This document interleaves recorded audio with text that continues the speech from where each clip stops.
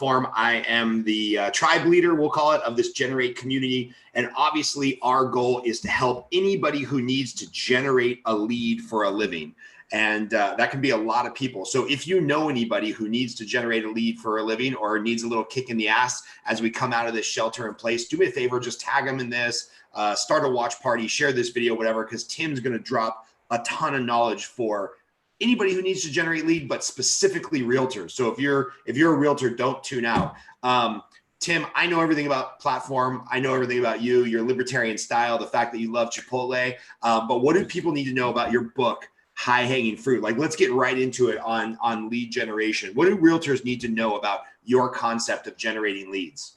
Yeah, so High Hanging Fruit was the result of me working as a consultant with realtors for the last 5-6 years. And what everyone should know right away is I'm actually not a realtor. I'm not a licensed real estate agent. I started as a marketing consultant working with realtors. And that led me to actually building out this whole agency platform. And obviously we specialize in working with realtors now, but still we kind of maintain that original spirit of I am not a realtor. And so I look at the entire lead generation industry and brand building and all these things that we do for our clients from the perspective of an outsider, from the perspective of a consumer, really. And that's what I think makes our marketing campaigns so effective is I don't live in the real estate bubble that most agents do, where the only other people they ever talk to about their lead generation campaigns and their IDX websites and all this are other realtors, right? So you kind of get trapped in this bubble where everyone thinks the same. I mean, even the phrase IDX website, sometimes realtors forget, like the average person does not know what IDX website means. Or the average person doesn't think in terms of seller leads or listing leads versus buyer leads, right? Like, so even agents realize, or I should say they don't realize how much jargon there is in the industry, and that definitely affects your marketing. And so what high hanging fruit is, just to answer your question, Scott, is it's a new way of thinking about marketing. So it's not really a tactic or a strategy. It's a new way of thinking about any marketing you might do, whether we're talking about direct mail letters, how you do open houses, how you might run your Google PPC, your YouTube ads, your Facebook ads. It's a new way of thinking about marketing. And what that is we intentionally want to generate leads that are higher up in the sales cycle. So rather than going after what I call low-hanging fruit, which is, your typical expired listings, FSBOs, obviously Zillow leads, Curio, Sync, Boomtown, all these companies, right? They more or less do the same thing. They sell you leads. And what I realized looking at this industry from the outside in, again, I'm not a realtor. What I realized when I looked at it is that, all these so-called marketing companies are really just in the business of selling leads, like leads like a commodity, like it's just a name and an email. You're buying and selling leads like stockbrokers on the New York Stock Exchange, buy and sell stocks. But we forget sometimes that these leads are people, right? And lead generation is not synonymous with marketing. So if anyone is taking notes here, like that'd be the first thing I write down to really chew on and think about. Lead generation is not synonymous with marketing. Generating leads is not enough if you want to grow your business, because any idiot with a credit card and a pulse can buy leads, right? Zillow and Realtor.com and any of these companies are happy to take your money. Generating leads is the easy part, right? It's converting the leads that separates people making $500,000 a year from people making $50,000 a year in GCF, right? And even the language that we use, again, I'm looking at the industry as an outsider, I'm not a realtor. The language that we use is often problematic because when we talk about converting leads, using that verb convert and the noun leads implies that these are just names and emails on a spreadsheet. It's just a bunch of data in my CRM. I need to convert them. So it forces us to think in really stupid ways about, what is the best email subject line to get more conversion rate? Or, what's the best Facebook ad hack? Or what headline should I be using on my Facebook ads? And we reduce it down to a science when it's really about relationships. So rather than optimizing your marketing for leads, there's a phrase we use kind of behind the scenes with the platform team. It's OFR, optimize for relationships. When you do that, ironically, your marketing actually ends up working much better and you will convert more leads. But even using that phrase, convert leads, I prefer building relationships or building trust, because rather than even using this phrase or this context, of, how do we convert more leads, or how do I get more leads? Like, how do we accelerate the trust building cycle? How do we get people to know you faster? Because that's really talking about the same thing, but the language we use totally informs what we do next, right? And so a lot of agents think like, oh, what's the perfect autoresponder text, or what's the perfect email to send out at the 5-minute mark, when a lead opts in, how do I convert more of these? It's like, well, if you're playing that game of trying to get the leads right away, where you're buying the lead from Zillow, and let's say you have an ISA and they're reaching out within 2 minutes, like everyone knows you should. We don't need to go over those studies again about how fast you are to a lead matters, because it's all true. But the problem is that's a game I don't want to play, because that's where all the competition is. Yeah. Right? 99% of realtors are playing the game of low-hanging fruit. And so in that game, the most capitalized competitor will win. Basically, whoever has the bigger budget is going to win, because not only can they buy more leads and own more of the Zillow zip codes and outbid you in the PPC algorithms and all of that, but they also, more importantly, are spending more money on the back end on having essentially a call center operation of ISAs and follow-up going on. And so in that game of low-hanging fruit, the person with the biggest budget wins. And that's fine if you want to play that game, right? There's nothing wrong with that. I'm not saying it's immoral or anything like that, but that's not a game I want to play.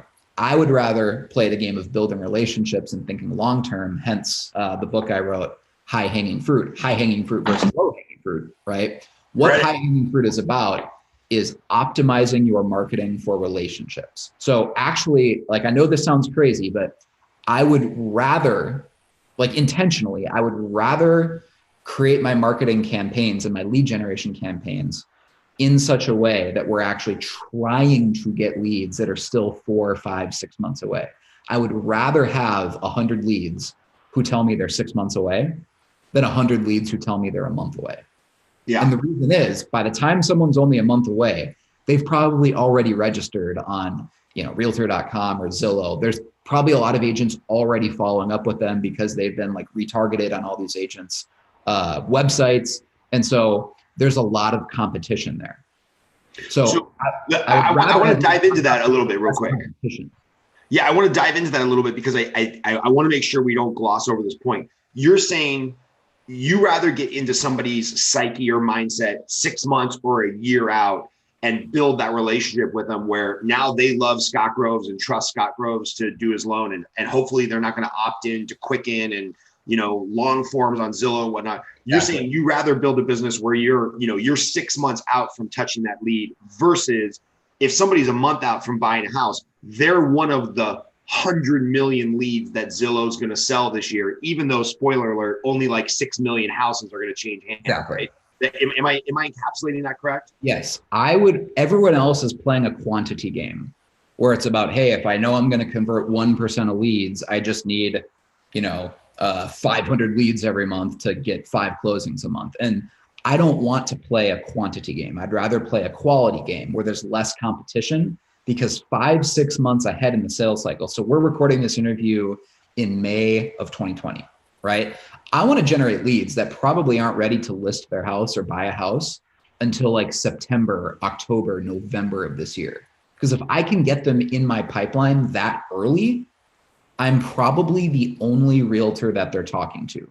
And when you're the only realtor that someone is talking to, your conversion rate is going to skyrocket, even if you think you're not good at converting leads. Right. Because most people, again, we use the phrase converting leads, right? I just think about in terms of trust building and building relationships. Scott, this about me. I read a lot. I have a library at home with actually thousands of books. I probably read 2 to 3 books every single week.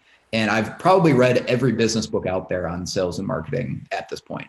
And if there's a book I haven't read, it's because I started it, read 5 pages, and I didn't like it. So I read everything out there on sales and marketing. One thing I realized is that all of the sales tips out there when it comes to closing the sale or converting leads or handling objections, all of those are only relevant outside the context of a relationship. When we're talking about people we know, like our friends or a friend of a friend, or maybe your second cousin, maybe not someone you don't know super well, but you still know them.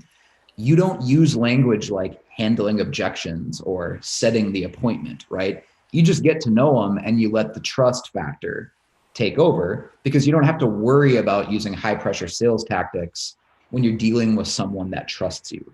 So I start with that premise that all the sales tactics and objection handling and scripts and all this stuff that agents are trained on, all of that only matters if you're playing the low hanging fruit game.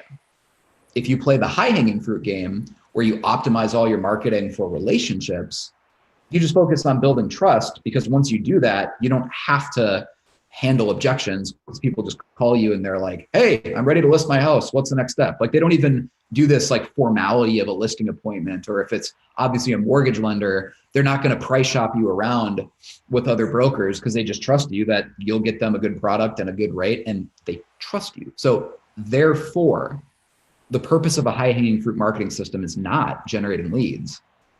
It's building trust with people, because then you don't have to worry about things like number of leads or lead conversion rate. The more people that trust you, it's all going to work out in the end, and you're going to get better results, right? So even in how we think about marketing, lots of agents are, driving clicks to like an IDX website, right? Whether it's Curator, Boomtown, Sync, YLOPO, Real Geeks, whatever, they all more or less do the same thing, right?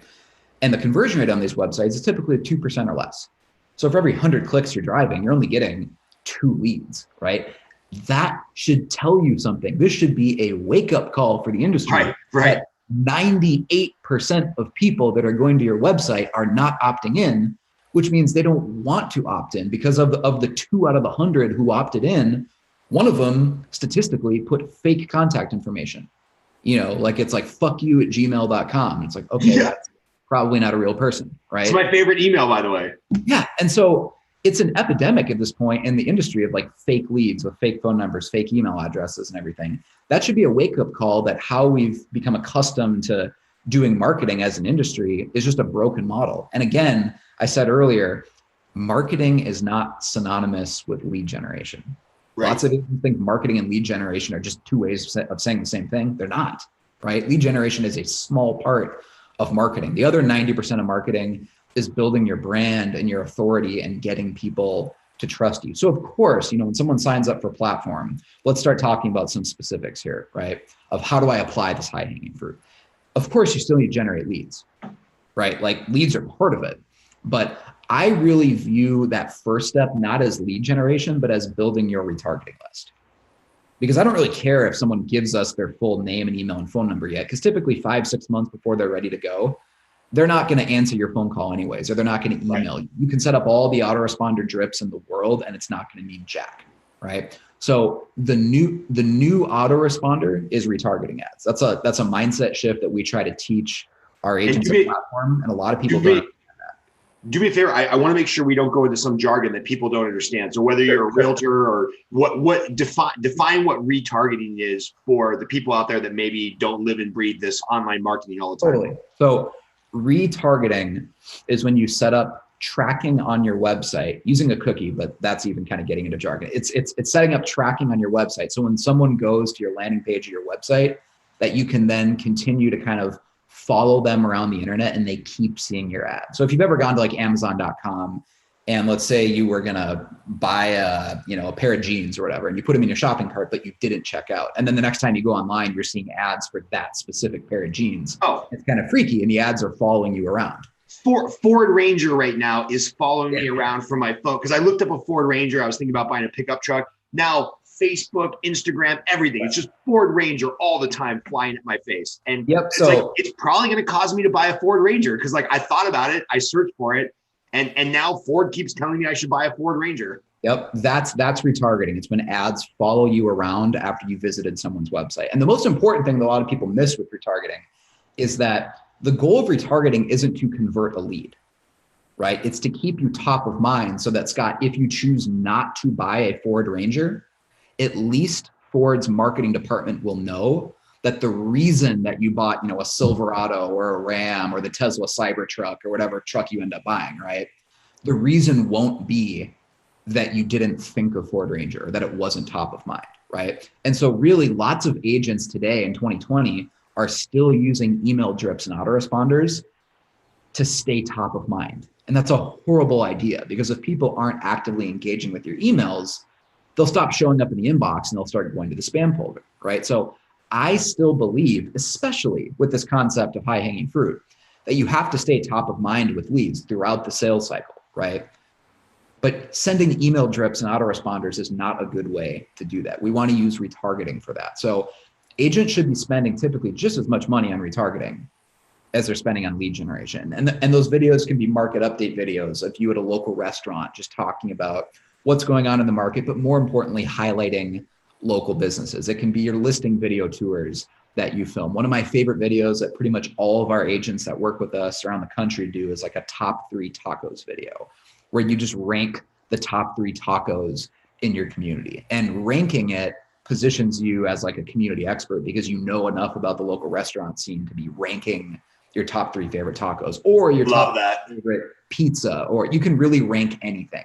And the ranking is key, because this is another thing we really try to preach to our agents in the platform program, is that content is not the same thing as insight. Okay, content is not the same thing as insight. All insight is content, but not all content is insightful. So lots of agents will like post a video of them, walking around a house, or they post a video of them rambling about what's going on in the market. That's not really insightful, because the person watching it isn't learning anything valuable, right? Insight is when the person watching a retargeting video, for example, actually feels like they're learning something, or they're being entertained. I'm writing this down. You're sharing some sort of perspective, right? Insight is not synonymous with content. The content that typically goes viral and works really well, if you really look at it, it's because it's insightful, and the person consuming that content, whether it's a blog post or a video, whatever, they felt like they learned something. So that's why just going to, a restaurant and filming a quick 30-second selfie video, that's probably not going to do a ton to build your brand. But if you put that extra creative energy into ranking your top 3 taco trucks in your community, that content has the opportunity to go viral locally, right? Because the ranking inspires controversy, and people are commenting in the comments, how did you not include this place? And overall, whether you're a lender, whether you're a realtor, whether you're an insurance agent, whether you sell boats, whatever, right? Content that ranks things positions you as a local expert. So anything that's ranked, top 3 pizza, top 3 tacos, top 3 campgrounds, that'd be a fun one to do before Memorial Day, right? There's so many examples of things you can do, but the point is, insight is not the same thing as content. So even for realtors, a common retargeting ad that we run is my top 3 favorite neighborhoods for starter homes, or my top 3 favorite neighborhoods for buying your forever home. And an agent would actually rank their top 3 favorite subdivisions, right? And this doesn't go afoul of any steering laws, because you're not saying this one's better and this one sucks and this one, you're just saying, hey, these are my personal favorite, my top 3 favorite neighborhoods for a starter home, or these are my top 3 favorite listings, is an ad that a lot of our agents will actually do on a weekly basis. And we run that as a new retargeting video every week. And it's just a screencast video, like a Loom video of them logged into their MLS saying, hey, here are my 3 new favorite listings that hit the market this week. I think these 3 are really good values. And typically these videos are only 60, 90 seconds long. They're screencasts, right? They're not even fancy. There's not high production value, but it's my top 3 favorite listings. So imagine that someone clicked on a lead generation ad. Because I just want to like step back and look at the big picture of what happens here when you do all this. Imagine that someone clicked on some super boring lead generation ad that you ran about, 7 things you need to know before you buy a house. And they downloaded some PDF ebook that no one reads, right? But the point is, they're on your retargeting list now. So I view getting on the retargeting list as being a bigger win than even generating a lead. Right. And that not a lot of marketing people will say that, and a lot of realtors don't understand that. But adding someone to your retargeting list is really a bigger win than even getting them as a lead, because by getting them on a retargeting list, now they're going to keep seeing you, and you earn the right to stay top of mind with them. On Facebook, you're legally allowed to keep someone on your retargeting list for 6 months. And if at any time in those 180 days, they re-engage with some of your content by watching a video or clicking on any of your ads or commenting or anything, the 6-month timer restarts, right? So once you get someone on your retargeting list, they should never forget about you, ever. I got to tell you, these shoes, Olukai, there are these sandals that like flip down the back. I have been on their retargeting list for 3 years because every couple months I would, those ads too. Yeah, every couple months I'll click a like button and then that restarts the 6 months. And finally, 3 years later, I bought 2 pairs of them and I love them. So it's like, there was probably some investment from them of a couple pennies or a couple dollars to stay in front of Scott for 3 years, but they finally got me. And now I've talked about these shoes like 10 times in the last 2 weeks.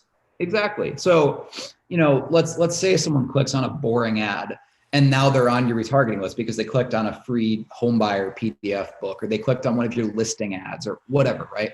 The point is they're on your retargeting list. So now we know they're thinking about buying or selling a house, let's say. Or if you're in some other business, like whatever you're selling, if it's not houses or mortgages, the next time they go on Instagram or the next time they go on Facebook, because you have retargeting ads set up using this high-hanging fruit philosophy, they might see, here's my top 3 favorite tacos in, like whatever community you're in. It has nothing to do with homes, but it just keeps you top of mind in a creative way. So they kind of remember in the back of their mind, like, hey, when I'm ready to actually sell my house, or when I'm ready to get pre-approved and start the process of getting a mortgage, like that's what I want to go with. That guy seems cool. Like one more ad that we do that works really well is like 25 fun facts, where you just post a photo of yourself or you and your family, whatever, and you just type out 25 fun facts about me. It has nothing to do with your business. Like the first one might be, my first car was this, my favorite book is this, my favorite superhero movie is this, my favorite vacation I've ever taken is this, my favorite NFL team is this. It's just 25 facts that have nothing to do with your business. It's just a way for people to get to know you, right? And that retargeting ad runs constantly. So anyone on your retargeting list, the goal is that you start getting more warm inbound phone calls where people feel like they already know you, even if they've never replied to any of your autoresponder drip emails, or they've never replied to a text. Or maybe you called them many times because they gave you their phone number initially, but they just never picked up and answered.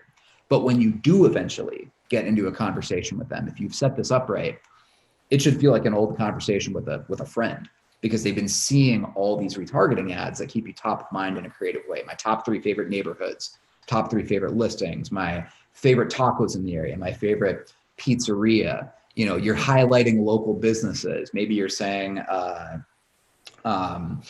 here's my Scott, you're a lender, right? So you could say, here is my 3 least favorite real estate agents in the area. We kind of ran that ad as a joke, but we're serious, right? Where you pick 3 agents you actually have like a really good relationship with. So you're not actually bashing anyone, but you like mockingly kind of sarcastically joke about them, where the headline of the ad says like, here's my 3 least favorite real estate agents here in Phoenix, for example. And all the things you're complaining about them are actually kind of like compliments hidden in disguise, where like, they're always answering the phone. They're always adding value to their clients. He always responds to my text so quick. He makes me feel guilty about not getting back to him. And I hate Bill because he always beats me in golf and he's so good. And I hate this guy, because he's actually not a Phoenix Suns fan. He's a Warriors fan. And so he always rubs it, whatever. Like, that's awesome. And so that ad will get a ton of traction just because the headline is creative, of my 3 least favorite agents here in the area. But the point is, you want to do lots of creative retargeting to keep people top of mind so they don't forget you. Because all the sales tactics and objection handling and scripts and all these things that agents think they need to convert leads, right?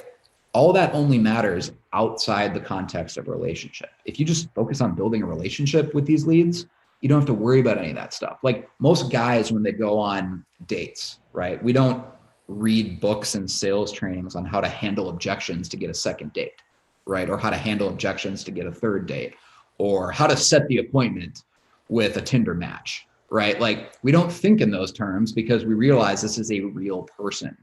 And so when you start using the verbiage of relationships versus leads, you realize how weird it is that we think of leads as like these names and emails in a CRM when they're in fact real people, right? Like we're doing this webinar right now in May, and I'm totally aware that there's probably some people watching this who might be considering hiring platform. So by the way, if you want to get a free copy of this book, go to thehighhangingfruitbook.com. And what'll happen is you'll land on that page, www.thehighhangingfruitbook.com.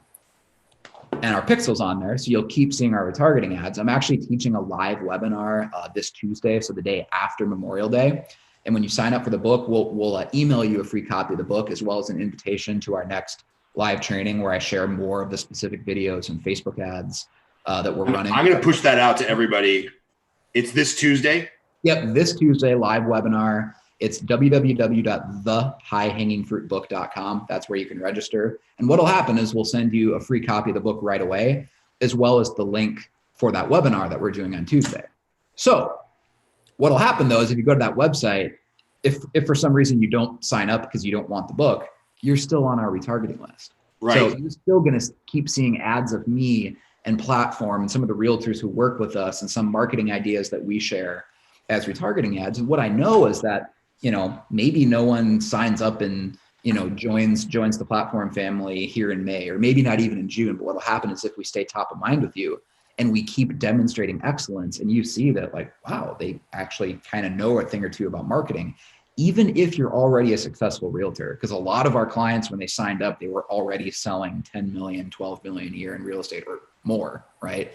They hired us to help us really lock in and dial in their branding to get more warm referrals from their sphere, focus on playing the relationship game. What you'll realize is like, hey, wow, I'm really on these people's retargeting list. And I think they know a thing or two about marketing. Might be 90 days from now, might be 6 months from now, you decide to sign up with us and give us a shot. So like, I don't worry about short-term results. So even in how we run our own business, right? When we offer this free book, and by the way, it is like a real 200-page book. It's not like a 12-page ebook, right? When we offer this book, I fully know that some people will sign up and they'll listen to a webinar and they'll get all excited and then they won't sign up, right? And that's fine, because this works the same as the sales cycle that we teach realtors, right? It often takes a couple months to build trust and have people feel like they're getting to know you before they're willing to actually hire you, whether you're a mortgage lender. Yeah, of course. And the thing is, like, as a mortgage lender and a realtor, your job is way easier than my job is, right? Because I don't have to, or I should say, I have to go out and convince people to hire our company platform, right? It's not a natural decision to hire a marketing agency if you're a realtor or a lender. But it's not as if realtors and lenders are going out there convincing people to buy houses who otherwise weren't going to. These are people where demand already existed. Right. And at this point, they just need to pick a lender to do the mortgage or pick a realtor to represent them in their transaction. But you're not going out there trying to convince people to buy a house when they weren't already planning on it. So all your marketing needs to accomplish, if you're a lender or an agent, is you need to be positioned as more cool and more trustworthy than other agents. That's all about retargeting. It's not about lead generation. So it's just a total lie that we bought into, that it's all about leads, and low-hanging fruit and cold calling expired listings and buying Zillow leads or signing up for Boomtown, Cinqui, Lopo, whatever, right? Curator. I mean, all the companies are more or less the same thing. They're just a middleman for Google clicks, right? It's about lead conversion, which is just a different way of saying trust building, right? That's what agents need to understand about high-hanging fruit, is that if you're trying to play that low-hanging fruit game, you will always be at the mercy of a more capitalized competitor. Like, you will always be at the mercy of someone who has a bigger budget than you. But if you decide to optimize for relationships instead and focus on high-hanging fruit, like we talk about in this book at Platform, it doesn't matter how small of a budget you have. If you focus on relationships, other agents aren't doing that. There's just less competition if you play that game.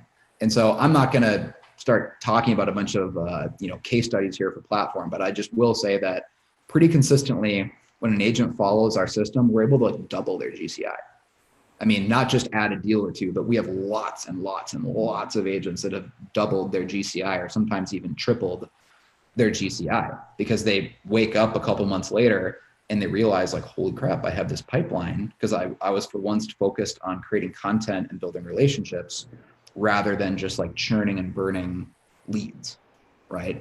So if you focus on that, you'll actually ironically get better results than people who are just hyper obsessed with generating leads and closing leads. More relationships, man. I think that's the way to end it. We're going to put all the comments here where people can find you on this Tuesday webinar. I'm going to actually push this out to my realtor community, title officers, anybody else that's in that space. And Tim, man, I know your time's super valuable. You post a lot on Facebook. You run a successful business. You've got a great, I don't even know if she's your girlfriend or wife right now, but we'll catch up on that in the next webinar.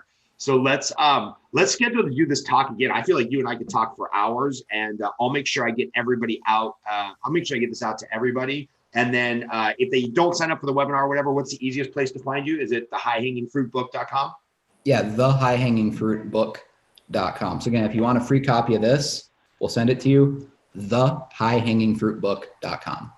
And follow Tim on Facebook. He's super entertaining and has a lot of great political, economic, and free market rants on business. So check him out. And Tim, thanks again so much for being on, man.